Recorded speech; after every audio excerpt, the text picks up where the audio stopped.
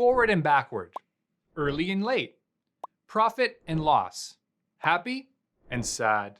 All classic examples of opposites. And as you'll soon see, you can add calls and puts to that list too. If you caught our earlier lessons on calls, you know that call buyers want the price of the option's underlying stock to rise above the strike price, and call sellers want the price to stay below the strike price. Well, trading puts is essentially the opposite of that. Put buyers want the underlying stock price to fall.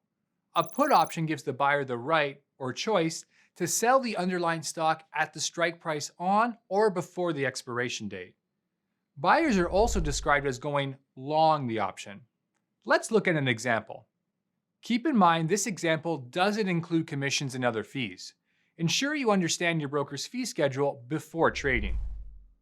An option trader named Jack buys a $35 put for $1, paying a total premium of $100 when the underlying stock is trading at $40 per share. Then the underlying stock drops to $30.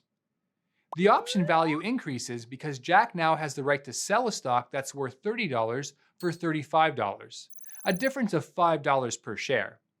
And remember, the standard deliverable is 100 shares, so the net value is $500.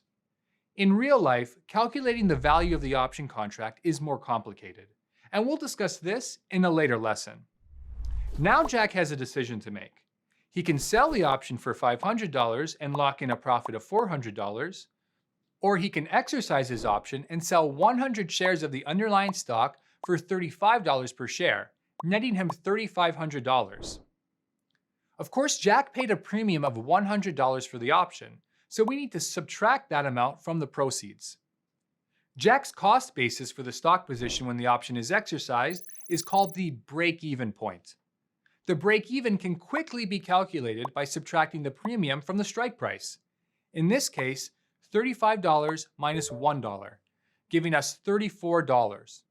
Keep in mind that if Jack decides to exercise the option and doesn't own the underlying shares, he must ensure he can afford the short sale of the 100 shares. Sufficient margin is required to sell a stock that he doesn't own. If Jack shorts the 100 shares, what is the best case scenario for him? Well, the lowest the underlying stock can drop is to 0. So if that happens, he could theoretically buy back the 100 shares he short for nothing and keep the $3,400 he received when he exercised his put. Jack's maximum profit potential is easily calculated by multiplying his break-even point by 100, which is the number of shares the option delivers.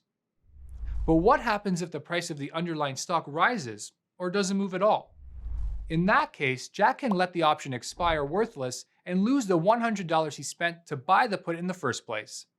Remember, an option buyer's maximum loss is the premium they paid to buy an option. So let's recap what we learned about buying a put. Put buyers want the underlying stock to go down. Their break-even point is the strike price minus the premium they pay. Their maximum profit is the strike price multiplied by the number of shares in the deliverable, usually 100. Their maximum risk is the premium they pay to buy the put.